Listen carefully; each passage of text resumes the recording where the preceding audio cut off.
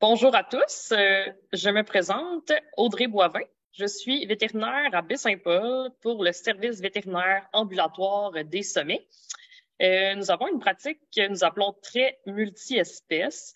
Elle est constituée d'animaux de ferme seulement. Nous soignons en grande majorité des vaches laitières, vaches de boucherie, chevaux, ovins et caprins. De façon plus occasionnelle, nous avons comme patients des camélidés, donc lama, alpaga, cochons et poules de compagnie, ainsi que des cervidés. Au niveau mouton, on a quelques gros élevages ovins de boucherie et un élevage de brebis laitières. Donc, nous avons développé une bonne expertise avec les ovins à travers les années. J'aimerais remercier l'équipe du CEPOC, donc Marie-Josée Simon, Dr. Rioux et Dr. Daigneault d'avoir pensé à nous pour présenter le premier module de la formation en santé ovine. Et j'aimerais également souligner et remercier mes collègues Mélissa Leclerc et Gaëlle Bédard-Larocque pour leur travail dans la réalisation de la présentation d'aujourd'hui. Sans elles, cette présentation n'aurait pas été possible. Le sujet abordé aujourd'hui sera une introduction à la santé ovine. Nous allons aborder la situation québécoise, la santé et le bien-être, les causes principales de maladies, les principes de traitement, le programme de médecine préventive, les données techniques et statistiques, l'alimentation et l'eau, l'environnement, la biosécurité, la désinfection, la salubrité alimentaire, la gestion des carcasses et les causes de condamnation à l'abattoir. Débutons par la situation québécoise. Le Québec se classe au 2e rang par rapport au pourcentage du cheptel canadien, le premier producteur étant l'Ontario avec 29% cheptel canadien. Le Québec suit au 2e rang avec 24% du cheptel et l'Alberta vient au 3e rang avec 17%. En 2018, le Québec comptait 709 entreprises ovines et il a produit 576 660 litres de lait. Les recettes monétaires pour la production de viande s'élevaient à 51,2 millions de dollars. 4 régions administratives regroupent 55% des fermes ovines au Québec. La production ovine est très importante pour l'occupation du territoire et le développement rural de certaines régions. C'est une production qui est accessible en termes de coût des animaux, taille des animaux. C'est plus facile de loger un mouton et aussi de le manipuler par rapport à une vache de 700 kilos. Et c'est une production qui est aussi plus simple que d'autres en termes de gestion. Dans notre région, plusieurs vont s'y intéresser comme deuxième carrière, comme projet de retraite pour donner une deuxième vie à une ancienne ferme laitière ou comme projet de retour à la terre.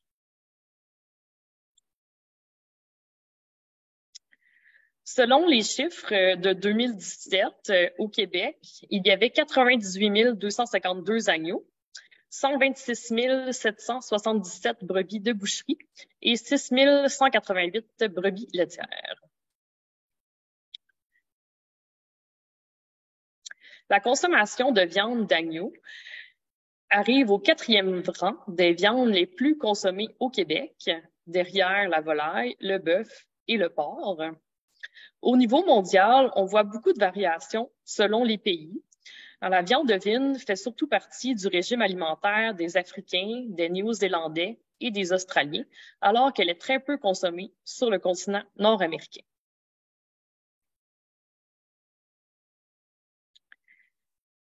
Au niveau de la mise en marché, les agneaux sont mis en marché dans 3 catégories différentes selon leur poids. L'agneau de lait pèse moins de 65 livres. L'agneau léger est entre 65 et 79 livres et l'agneau lourd ou agneau du Québec est âgé de moins d'1 an et pèse de 80 à 130 livres. En 2017, la production canadienne comblait environ 39% de la demande des Canadiens. Donc, le pays importe majoritairement la viande la viande d'agneau qui est consommée ici. Le Canada est le 11e importateur mondial de viande bovine avec 215 millions de dollars d'achats en 2017. Les principales portes d'entrée du marché canadien sont l'Ontario et la Colombie-Britannique, qui reçoivent 97% des importations canadiennes. Celles-ci proviennent presque à 100% de la Nouvelle-Zélande et de l'Australie.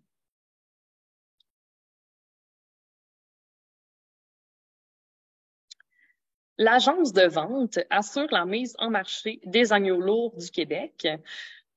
Elle est donc le seul canal par lequel peuvent s'approvisionner tous les acheteurs. L'agneau lourd est le seul produit mis en marché par cette agence. Les deux autres types d'agneaux produits au Québec sont mis en marché généralement à l'encan de Saint-Hyacinthe par des producteurs ou des courtiers. L'agneau léger est surtout consommé par les communautés musulmanes et abattu selon la méthode halal. L'agneau de lait est davantage prisé par les communautés grecques et italiennes qui le consomment principalement à Noël, au Nouvel An et à Pâques. On retrouve quelques produits spécialisés au Québec, comme l'agneau de Charlevoix, l'agneau certifié biologique et l'agneau de la Gaspésie nourri aux algues. Pour votre information, au sujet de l'agneau de Charlevoix, IGP signifie Indication géographique protégée. Elle assure aux consommateurs que l'agneau acheté provient de la région de Charlevoix et qu'il a les caractéristiques recherchées en matière de poids et de caractéristiques de la viande.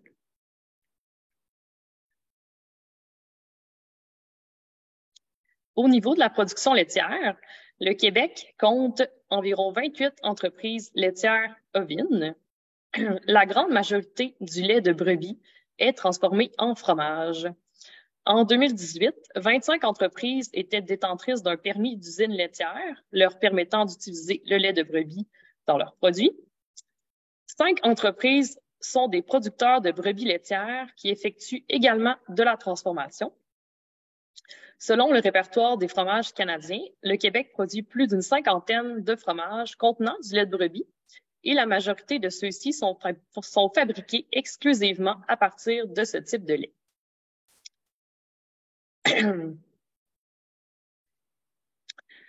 La laine, hein, on a aussi une production de laine. Des fois, on l'oublie, c'est pas la principale, mais elle existe. Donc, la laine produite au Canada provient presque entièrement des élevages ovins destinés à la production de viande. Cette production a été évaluée à 1252 tonnes en 2016. Le Québec est la 3e province productrice de laine au niveau de la quantité. En 2016, ça représentait 23% de la production canadienne, avec 283 tonnes de laine vendues. Le faible prix de la laine québécoise est relié à la qualité moindre du produit. Donc ici, on produit une laine qui est plus courte et plus grossière par rapport aux provinces de l'Atlantique, par exemple, qui produisent une fibre plus longue et fine. Ça s'explique par des pratiques de gestion intensive qui favorisent l'accélération du rythme d'agnelage ainsi qu'une tonte plus fréquente due au fait que les animaux sont gardés à l'intérieur. La mise en marché de la laine se fait principalement par l'entremise de la Coopérative canadienne des producteurs de laine. Celle-ci se charge de classifier les toisons selon la finesse et la longueur de la fibre, ce qui lui permet de déterminer le prix au kilogramme que recevra le producteur. Certains producteurs regroupent leur laine pour qu'elle la récupère lorsque la quantité accumulée est suffisante. Donc, le prix de la laine au Québec reste le plus faible. En 2016, c'était de 86 sous le kilo, comparativement aux producteurs des provinces de l'Atlantique qui ont reçu en moyenne 1,63 la même année. Donc, c'est les chiffres les plus récents que j'ai pu trouver. Malheureusement, j'ai pas vraiment de chiffres très actuels.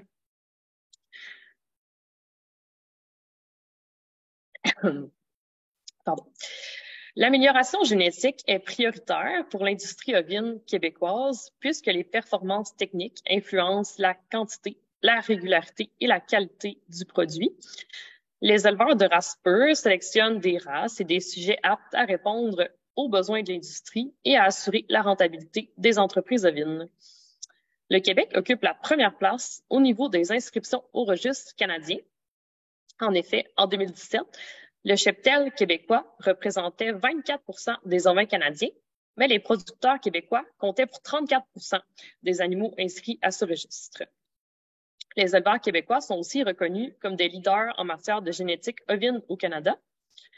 Différentes courbes d'évolution génétique montrent que le Québec est en avance en ce qui concerne plusieurs critères de sélection recherchés par les éleveurs.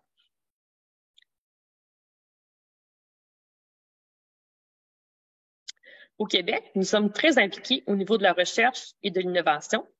Le Centre d'expertise en production ovine du Québec, le CEPOC, est le principal acteur de la recherche et de l'innovation dans cette production au Québec.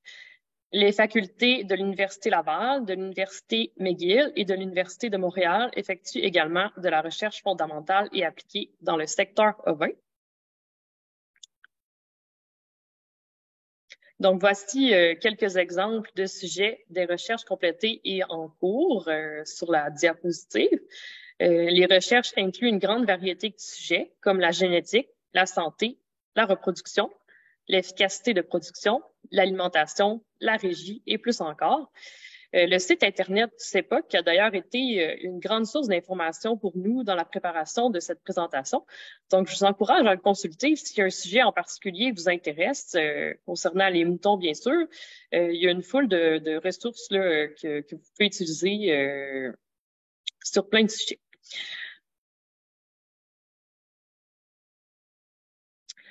Donc, on continue avec la prochaine section.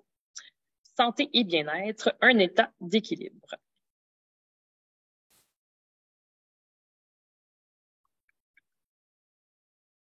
La santé et le bien-être commencent par une bonne régie de troupeau et une médecine préventive, qui sont essentielles pour conserver cet équilibre. Différentes pratiques d'élevage vont viser à prévenir les maladies, autant l'apparition, l'introduction que la propagation de ces maladies dans le troupeau. La prévention des maladies va améliorer le bien-être des animaux et diminuer les pertes économiques pour l'entreprise. Il y a 3 principales causes de maladies, les causes environnementales, infectieuses et alimentaires. En ce qui concerne l'environnement, par exemple, la qualité de l'air peut avoir un effet sur l'apparition de pneumonie ou un stress thermique peut être lié à une mauvaise ventilation. Puis, avec une densité animale trop élevée et une propreté déficiente, les cas de coccidiose sont beaucoup plus fréquents. Le but de la présentation d'aujourd'hui, c'est pas d'approfondir le sujet des pneumonies, mais j'en profite pour vous dire que j'ai trouvé une très belle présentation qui est disponible sur le site du CEPOC au sujet des pneumonies, qui a été fait par le docteur Sébastien Buzinski. Si ça vous intéresse d'en apprendre plus, je l'ai consulté là, justement en faisant des recherches pour la présentation. Puis, il mentionne que les pneumonies représentent 78% des causes de mortalité chez les agneaux en post-sevrage. Donc, ça démontre vraiment que l'environnement est primordial dans le contrôle de la maladie. Ensuite, il y a la cause infectieuse, donc plusieurs virus, bactéries, parasites qui peuvent causer des maladies comme le Médivicina, la paratuberculose, la lymphadénite, les parasites intestinaux ou cutanés et les agents d'avortement, donc les plus fréquents, Chlamydophila, Toxoplasma, Campylobacter, Coxiella, aussi connu sous le nom fièvre Q, entre autres.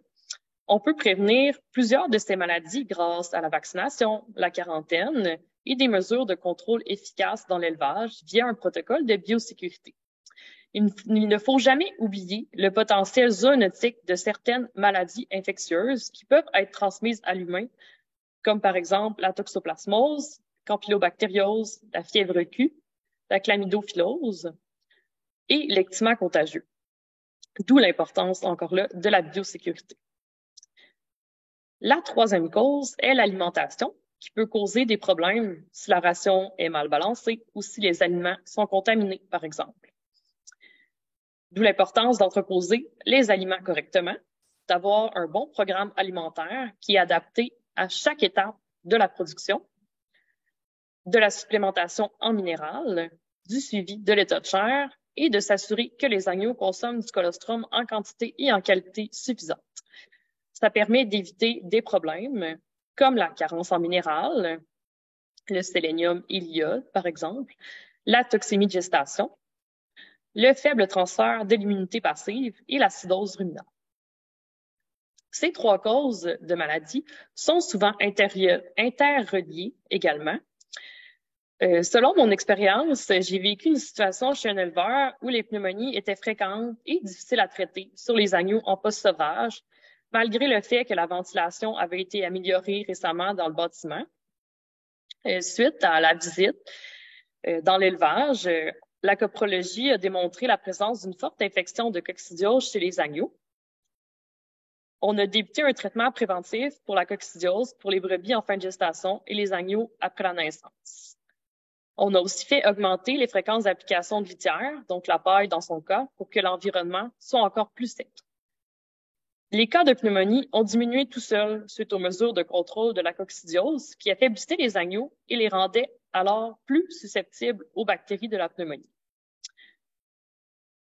Les soins préventifs à la naissance, vitamines, sélénium, colostrum, ont aussi été réévalués pour s'assurer que c'était fait correctement.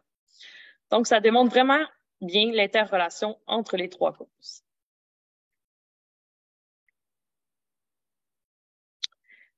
On continue avec les principes de traitement des maladies.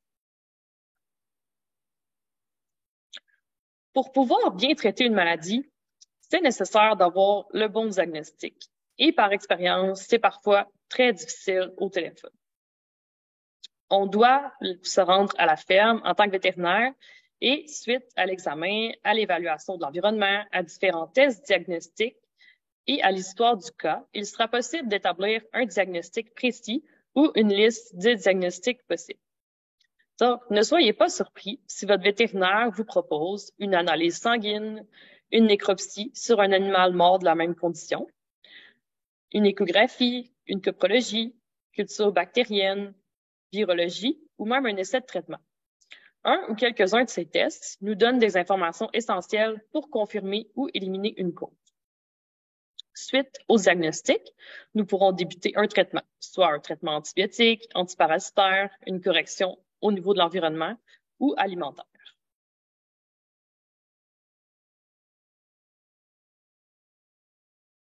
Le programme de médecine préventive.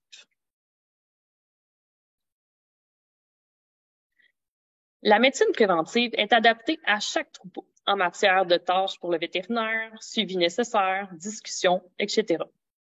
Ce sont des visites régulières avec votre ou vos vétérinaires qui vont permettre de faire le suivi des cas, diagnostic de gestation, examiner des animaux malades, évaluer les traitements mis en place, discuter avec le producteur des observations ou données de santé ou techniques comptabilisées depuis la dernière visite.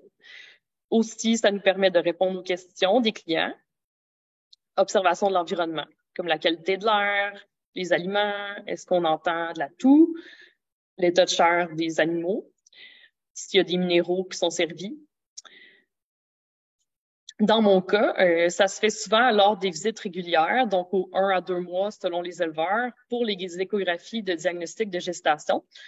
J'ai souvent le temps entre les groupes d'aller voir dans la bergerie, d'aller me promener, d'écouter si j'entends de la toux, de respirer l'air, de voir la litière, de quoi elle a l'air, est-ce que c'est propre, est-ce qu'il y a de la paille en bonne quantité, est-ce que les mangeoires à minéraux sont là, est-ce qu'il y a quelque chose dedans, c'est quoi les aliments qui sont disponibles. La visite correspond souvent avec le début des agnelages du groupe précédent. Donc, on peut voir les jeunes agneaux, on peut poser des questions sur le déroulement des agnelages. Est-ce qu'il y a eu beaucoup d'animaux traités? C'est quoi qu'on a traité? Les maladies qui ont été observées par l'éleveur. Ça permet de proposer des traitements ou confirmer que les traitements mis en place sont suffisants. Des fois, il y a un petit 2 minutes là, entre les groupes d'échographie. Ça va nous permettre d'aborder des sujets comme la vaccination. Des fois, les clients vont décider d'abandonner un vaccin ou un traitement préventif parce que ils se rappellent plus vraiment pourquoi ils le faisaient, puis ils ont l'impression qu'ils le font pour rien. Donc, des fois, ça permet de rétablir tout ça. On peut aussi parler de gestion parasitaire, de biosécurité, de poser des questions sur l'élevage en général. Est-ce que les protocoles mis en place la dernière fois sont efficaces? C'est quoi l'évolution de la situation? Y a-t-il des corrections à faire? Donc, c'est à l'infini. Hein? Moi aussi, j'aime ça, des fois, observer. Je regarde c'est quoi la propreté des outils, la conservation des médicaments, l'état des infrastructures. Hein? Les clients le réalisent peut-être pas toujours, mais on peut faire beaucoup de choses en même temps qu'on fait des échographies. Hein? On vérifie pas juste si la brebis est gestante. Aussi, en matière de médecine préventive, pour les élevages qui font du pâturage durant l'été, faut aussi penser à ajouter la prise d'échantillons de fumier pour la vérification du taux de parasitisme et l'efficacité des traitements afin d'établir un protocole de gestion qui est adapté à leur élevage. Le moment idéal pour réaliser les tests peut varier d'un élevage ou d'une région à l'autre. Une présentation portant spécifiquement sur la gestion des parasites au pâturage aura lieu à une date ultérieure. Pour les élevages laitiers, le suivi au niveau préventif va être plus relié à la production de lait et à la santé mammaire. Des outils informatiques existent également pour compiler les données de production et de cellules somatiques, ce qui va faciliter le suivi et la prise d'échantillons de lait selon les cas.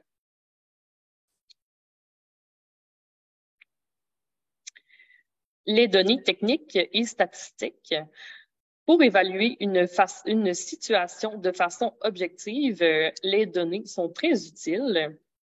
Évidemment, ça demande du temps et une méthode de travail, mais c'est un incontournable pour bien évaluer une situation.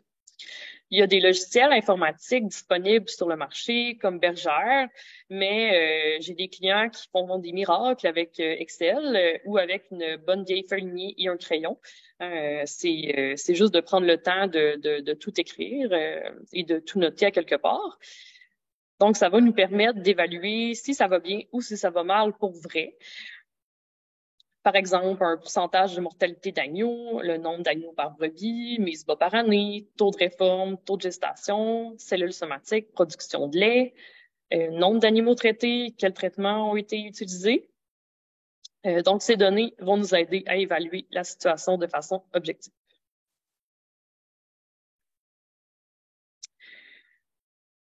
Au niveau des données, plus simplement, les données techniques comme la température rectale, la fréquence cardiaque, fréquence respiratoire, ça va varier selon l'âge de l'animal, les jeunes étant normalement plus élevés que les adultes. Ensuite, la cote de chair, qui va varier selon le stade physiologique de la brebis, va être à son plus haut au moment de l'agnelage. Pour réaliser une bonne évaluation de la cote de chair, il est primordial de palper le dos des brebis. Une évaluation visuelle n'est habituellement pas suffisante vu la laine, hein, même si elle est courte, qui va fausser notre observation visuelle, notre évaluation visuellement. La cote de chair moyenne des groupes en fonction de leur stade physiologique peut aider à ajuster l'alimentation selon les besoins des animaux et à prévenir des problèmes métaboliques comme par exemple la toxémie de gestation et l'hypocalcémie qui sont reliés à l'alimentation. Les dystocies qui sont plus fréquentes si les brebis sont trop grasses et les prolapses rectaux également.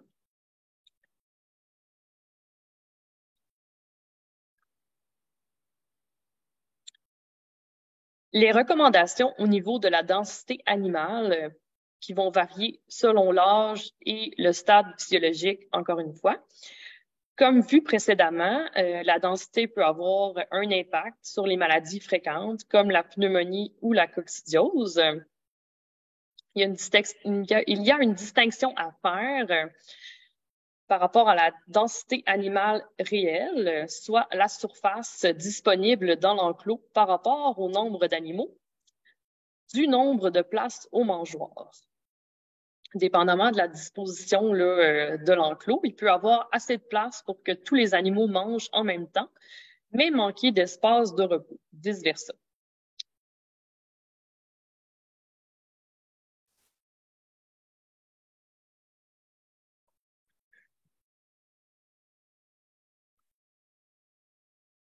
Ensuite, voici quelques statistiques au niveau reproduction. Il y a une grande variation selon la race en ce qui concerne la prolificité, donc le nombre d'agneaux par brebis. Les races maternelles, comme l'arcotrido, que l'on retrouve en majorité dans notre région, est généralement très prolifique. Selon des études menées par l'Institut d'élevage en France, les impacts techniques et économiques de la gestion du renouvellement du troupeau, donc la réforme, démontrent que la proportion de brebis improductives devient significative à partir de 5 ou 6 ans d'âge et la prolificité sera à son maximum vers 4 ou 5 ans. L'objectif par rapport à la mortalité des agneaux est de moins de 10 et celle-ci va augmenter très rapidement à partir de 6 ou 7 ans d'âge des brebis. Il est donc nécessaire de maintenir un renouvellement minimum de 18 à 20 dans le troupeau. Le taux d'avortement peut monter jusqu'à 30 en période d'épidémie et dans l'idéal, il est inférieur à 2 Un seuil de plus de 5 nécessite une intervention et une recherche de la cause.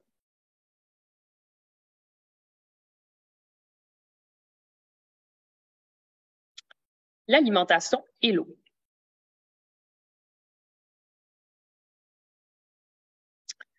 L'alimentation représente l'apport en vitamines et minéraux, les fourrages et l'apport en énergie. Doit être adapté selon le stade physiologique. Un plan alimentaire adapté à votre élevage peut être fait par un nutritionniste de votre région. L'apport en eau doit se faire par un système adapté aux ovins en qualité et quantité suffisante. Les besoins varient également selon la température ambiante et le stade physiologique.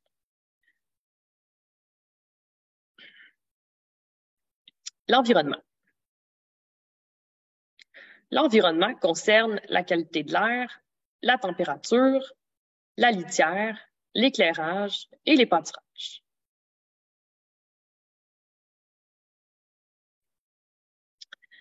La qualité de l'air va être influencée par la ventilation, qui permet de diminuer les microbes et la poussière dans l'air, va aussi diminuer l'ammoniac, qui est un irritant pour les voies respiratoires. Elle doit être ajustée selon la température, mais il faut une ventilation minimum, sinon l'humidité va monter très vite et causer des problèmes. Généralement, le minimum de ventilation est à 30 de la capacité des ventilateurs. Une humidité de plus de 85 va entraîner le développement de pathogènes et nuire au confort des animaux. Une condensation sur les surfaces signifie qu'on a atteint le point de rosée et donc une humidité de 95 L'air froid a une moins bonne capacité à absorber l'eau que l'air chaud. Les courants d'air, ils sont à éviter. Ce n'est pas une façon de ventiler, d'avoir des courants d'air. Qu'est-ce que c'est un courant d'air? C'est de l'air qui tombe au mauvais endroit ou qui circule à trop grande vitesse. Ça peut être causé par un mauvais positionnement des portes et barrières, une infiltration par les fenêtres, les ventilateurs, etc. On peut vérifier les courants d'air avec des fumigènes qui permet de visualiser le déplacement d'air. Il y a aussi un outil de calcul de la ventilation sur le site Internet du CEPOC qui peut être utilisé.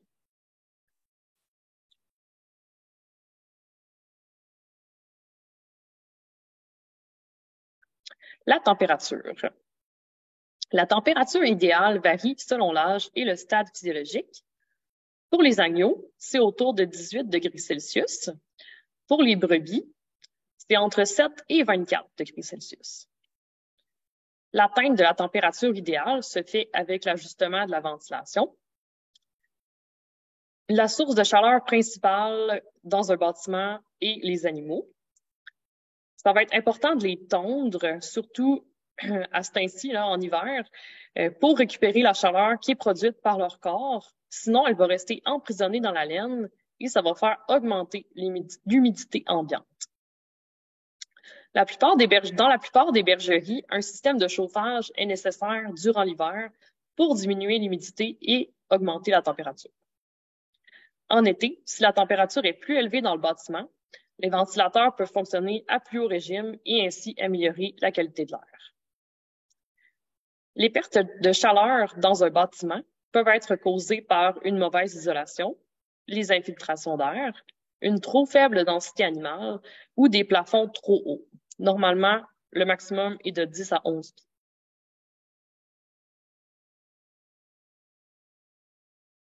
La litière. Elle doit être abondante, propre et sèche en tout temps. Si la litière est humide, ça va augmenter les pertes de chaleur quand il y a un contact direct avec le corps. Une litière souillée ou humide est contaminée par différents agents pathogènes, entraînant souvent des problèmes de diarrhée chez les agneaux. Une litière propre et sèche, on a moins de diarrhée. Un environnement contaminé signifie également plus d'infections, de nombrils et arthrite chez les agneaux, mammifères, etc. Il y a un test simple qui vous permet de vérifier si c'est adéquat chez vous. Il s'agit du test du genou. Pour le faire, il faut s'agenouiller 10 secondes dans la litière. Si vos genoux sont secs après 10 secondes, c'est que la litière est bien entretenue. Si vos genoux sont mouillés, c'est que la litière n'est pas adéquate.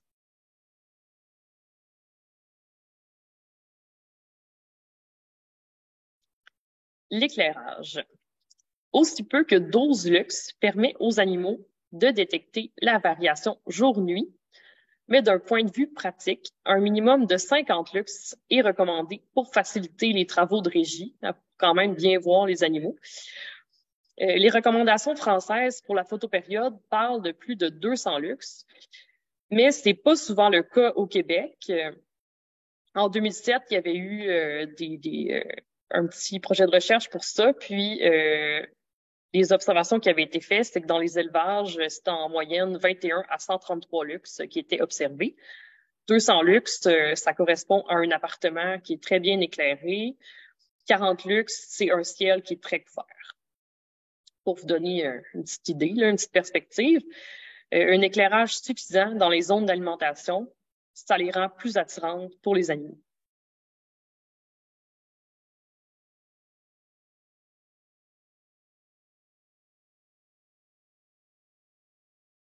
Le pâturage. Le point le plus important concernant le pâturage est la gestion des parasites, qui sera discuté dans une autre section, donc dans une future présentation.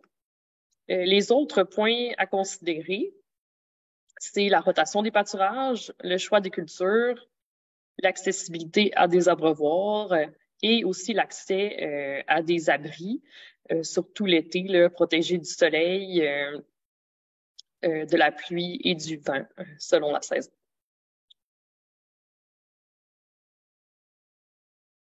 La biosécurité, le sujet préféré des vétérinaires.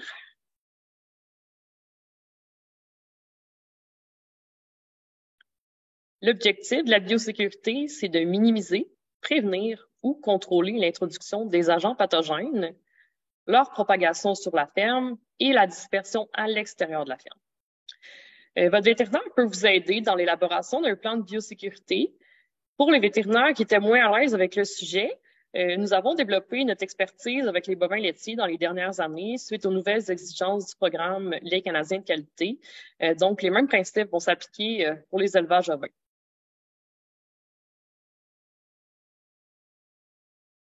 Les 4 grands principes de la biosécurité sont la gestion de la santé. Donc, gérer les maladies présentes dans le troupeau, favoriser une bonne santé par la gestion de l'environnement, des agents pathogènes et de l'alimentation. La période des mises bas est particulièrement critique parce que les jeunes animaux vont être les plus susceptibles et les plus fragiles à ces agents de maladie-là. Ils vont être aussi, sont plus susceptibles aux variations environnementales et aux agents pathogènes. Ensuite, le deuxième principe est la tenue des registres. Ça peut être un registre de visiteurs, le registre des traitements faits, des maladies observées, les entrées et sorties d'animaux. Ça va nous aider à comprendre et à analyser une situation problématique. Le troisième principe est la gestion des visiteurs. Les visiteurs, on en veut le moins possible. Évidemment, le niveau de risque va être différent. Si c'est un producteur voisin qui a aussi des moutons, le commerçant d'animaux ou de la famille qui vient de la ville, qui ont jamais de contact avec d'autres animaux, ça va être votre responsabilité de décider qui entre ou non dans l'élevage. Le quatrième principe est les installations. Le plan d'aménagement de la ferme, qui va varier d'un élevage à l'autre. Idéalement, il faut un endroit pour faire une quarantaine, une zone d'isolement. Il faut avoir accès à un boyau d'arrosage, un évier, du savon pour laver les équipements, les mains, les bottes, ce qui est à la base de tout protocole de biosécurité.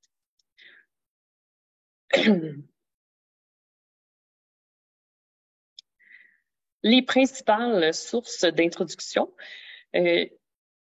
Premièrement, il y a les visiteurs. Et deuxièmement, il faut toujours considérer les nouveaux animaux comme porteurs potentiels de maladies, même si le vendeur certifie qu'ils sont en santé ou que c'est quelqu'un qu'on connaît qui nous l'a vendu ou que la place avait l'air propre, que les animaux étaient bien. Peu importe le statut du troupeau d'origine, la quarantaine va être essentielle dans tous les cas. Il faut toujours se rappeler que les animaux d'apparence saine et en santé peuvent toujours être porteurs de maladies.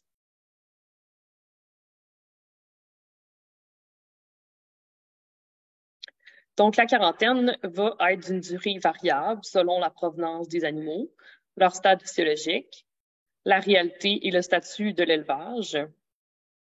Ça permet aussi l'acclimatation des nouveaux animaux au milieu et va empêcher le contact direct, donc la transmission des maladies avec les animaux du troupeau. Dans une situation idéale, les animaux sont complètement isolés dans un autre bâtiment, la ventilation est séparée, les outils utilisés sont différents ou nettoyés après leur utilisation et ces animaux sont soignés en dernier par le producteur. Il faut prévoir le suivi quotidien de la température, de l'état général, de l'appétit, surveiller l'apparition de lésions cutanées, boiteries, diarrhée ou tout autre signe compatible avec une maladie. Il faut soigner et traiter en cas d'anomalie ou se référer à un médecin vétérinaire. Il faut prévoir aussi d'effectuer les tests nécessaires sur les animaux avant l'introduction dans l'élevage et la fin de la quarantaine. Par exemple, le Medivicina.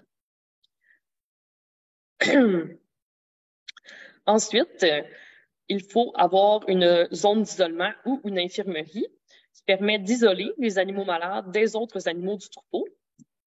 C'est important d'avoir vraiment un endroit désigné pour loger les animaux malades. On n'utilise pas l'enclos du bélier ou les enclos de mise bas qui vont être utilisés par la suite par les autres animaux du troupeau. C'est vraiment pas l'idéal. Il faut également prévoir la désinfection de l'enclos d'isolement entre les cas et soigner ces animaux en dernier.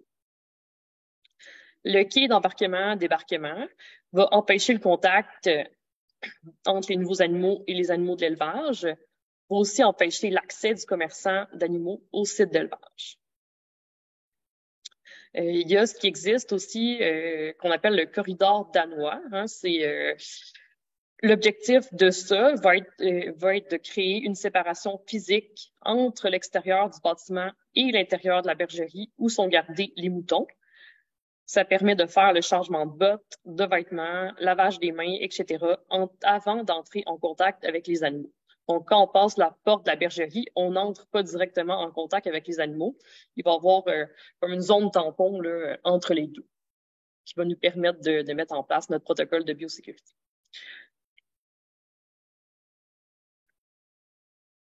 La désinfection.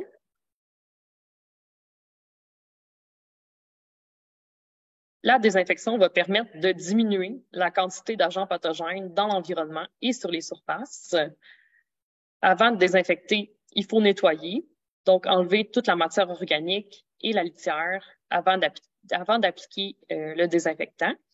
C'est important d'utiliser un produit spécifique au bâtiment d'élevage et adapté au pathogène qui est visé par la désinfection. Ce n'est pas tous les produits qui vont traiter tous les agents pathogènes. C'est important de bien s'informer à la compagnie.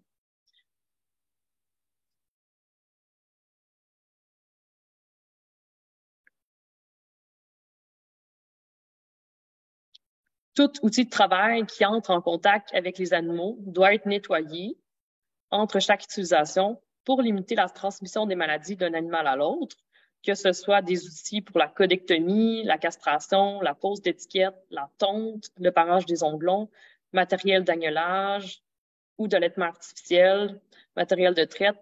On ne nettoie jamais assez.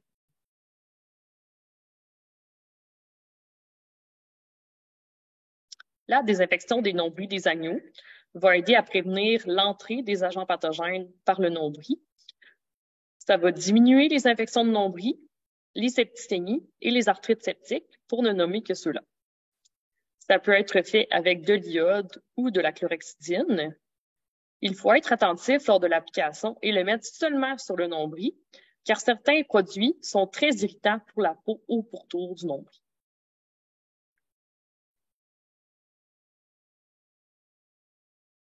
La salubrité alimentaire.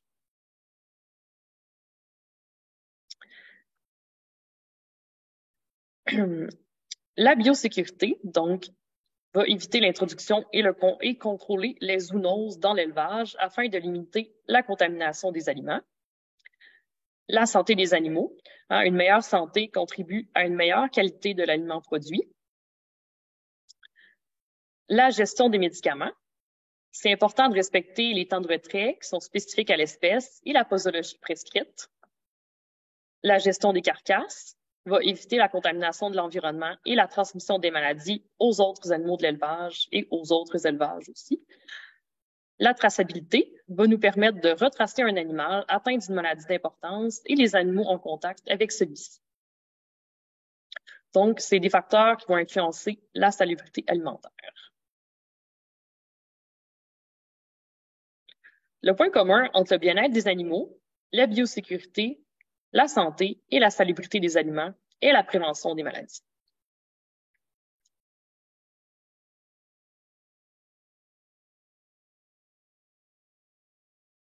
La gestion des carcasses.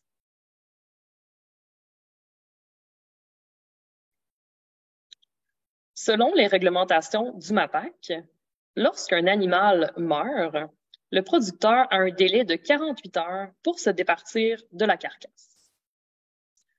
Avant de se débarrasser de la carcasse, le producteur peut la conserver réfrigérée un maximum de 14 jours ou congelée pendant au plus 240 jours à partir de la date de la mort. Cette conservation doit se faire sur les lieux de l'exploitation agricole en évitant les contacts avec d'autres animaux. La carcasse ne doit pas être en état de décomposition. La méthode d'élimination de la carcasse doit être choisie en considérant la santé et la biosécurité du troupeau, ainsi que la protection de la qualité de l'eau et la protection de l'environnement. Elle doit également tenir compte des maladies présentes dans le but de diminuer les risques de transmission à d'autres élevages ou aux animaux sauvages.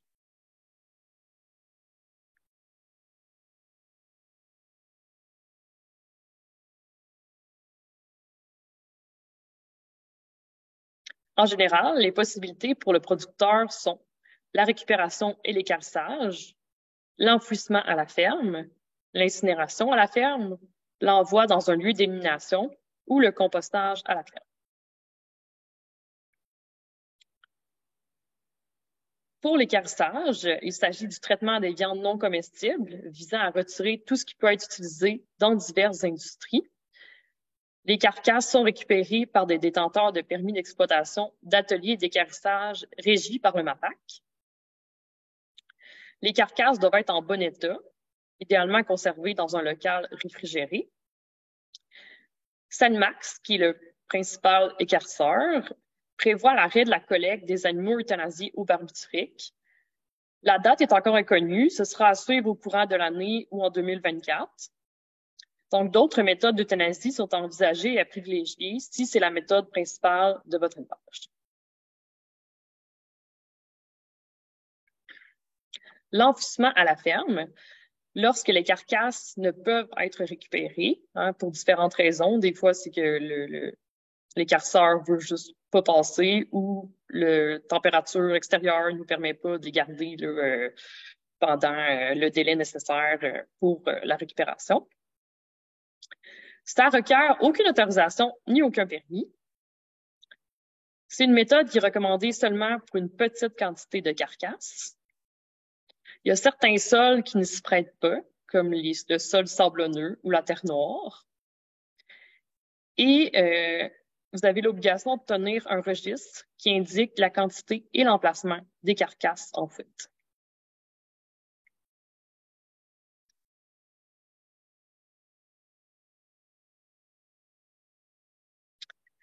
Donc, quelles sont les obligations légales? Il faut enfouir à l'extérieur de zones d'inondation. Le site doit être situé à 75 mètres d'un cours d'eau ou d'un plan d'eau et à 150 mètres d'une source d'eau potable. Le fond d'excavation doit se situer au-dessus des eaux souterraines et être entièrement recouvert de chaux caustiques. Les carcasses déposées ne doivent pas excéder le niveau du sol et doivent être recouvertes immédiatement de chaux et d'un minimum de 60 cm de terre. Il est interdit de conserver des carcasses non recouvertes. L'incinération à la ferme, donc c'est des carcasses qui sont brûlées à la ferme. Ça nécessite des installations quand même particulières, conformes à la loi sur la qualité de l'environnement et aux règlements municipaux. Il faut respecter les exigences environnementales et avant de se procurer un incinérateur, il faut contacter le ministère de l'Environnement de la lutte contre les changements climatiques.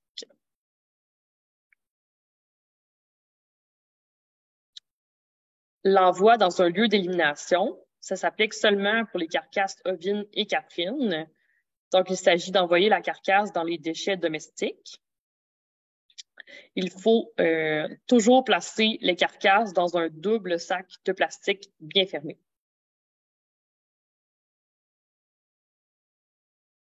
Le compostage à la ferme, c'est seulement pour les ovins, caprins, volailles et porcs. Vous avez l'obligation de détenir un permis pour exploiter un atelier d'écarissage de catégorie compostage. Il y a également un registre à tenir. Certaines installations sont nécessaires, comme une plateforme bétonnée étanche, un toit avec corniche. Il y a une section de compostage primaire et une section secondaire. Et il faut avoir une structure pour empêcher les animaux vivants d'y accéder.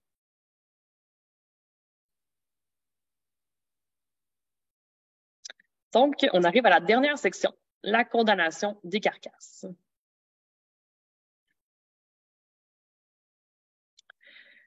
Donc, voici les principales causes de condamnation.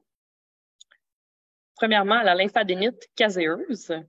C'est une infection chronique qui est présente chez les petits ruminants causée par la bactérie Corynebacterium pseudotuberculosis. C'est une maladie contagieuse qui va entrer dans l'organisme via une plaie, par inhalation ou par ingestion et va rejoindre les ganglions où elle se multiplie et cause la formation d'abcès dans les différents ganglions du corps du mouton. Ils ne sont pas tous visibles à l'œil nu. Certains peuvent être internes au niveau des viscères. Les arthrites, il s'agit d'une enflure, distension ou écoulement visible au niveau d'une articulation. La septicémie, qui est une infection au niveau du sang, va causer plusieurs signes, comme la fièvre, muqueuse rouge foncée, respiration rapide, difficultés respiratoires, faiblesse, etc. La cysticercose va causer des lésions au niveau du foie par un parasite du chien, Taenia hidatigena, dont les moutons sont un autre intermédiaire. L'émaciation, qu'on va souvent voir suite à une maladie chronique qui va causer une maigreur extrême de l'animal. La pneumonie, des lésions chroniques ou une pneumonie sous-clinique. Selon la présentation dont je parlais plus tôt du Dr Buzynski, jusqu'à 37% des agneaux à l'abattoir qui n'ont pas d'historique de traitement de pneumonie vont avoir des lésions. L'ictère, qui est une coloration jaune de la peau et des muqueuses, généralement causée par un problème au niveau du foie. La néphrite, une inflammation du rein, souvent causée par une infection. Et la myosite eosinophilique, ça correspond aux images là, sur l'image de droite sur la diapositive. Donc, ça va être de petites lésions rondes ou fusiformes au niveau des muscles. Il y a une forte augmentation des condamnations dues à la myosite eosinophilique depuis 2019. D'ailleurs, j'ai vu sur le site du CEPOC qu'il y a un projet de recherche qui est en cours impliquant 2 chercheurs et professeurs de l'Université de Montréal en partenariat avec le CEPOC et les éleveurs ovins du Québec, qui a débuté en 2022 et qui vise à établir le portrait des condamnations d'agneaux lourds dans les élevages ovins du Québec et l'étude des facteurs de risque de condamnation pour myosite eosinophilique. J'ai aussi trouvé un article à ce sujet sur le site du CEPOC qui a été écrit par Dr Rioux et qui explique bien la maladie. Donc, en gros, la myosite eosinophilique cause des inflammations localisées dans un ou des muscles suite au passage des formes infestantes du protozoaire Sarcocystis durant son cycle de développement. L'agneau se contamine en ingérant un aliment contaminé par une coccidie de la famille des Sarcocystis. Il est l'hôte intermédiaire du parasite, alors que les canidés, chiens, renards, coyotes, et plus rarement les chats, sont l'hôte définitif. Les agneaux sont d'apparence saine et en bon état. Puisqu'ils sont un hôte intermédiaire, les moutons ne peuvent pas se transmettre la maladie entre eux. Aucun traitement n'est possible chez le mouton. Tous les ruminants peuvent être atteints, de même que les cervidés sauvages. La présence d'un seul kyste entraîne le parage du muscle touché, mais si plus d'un kyste est présent, toute la carcasse est condamnée. Plusieurs questions persistent concernant cette condition et nous en saurons plus suite au projet de recherche en cours. D'ici là, il est essentiel pour les éleveurs d'empêcher l'accès aux carcasses de moutons, aux chiens et autres canidés sauvages pour couper le cycle du parasite et limiter la propagation de la condition.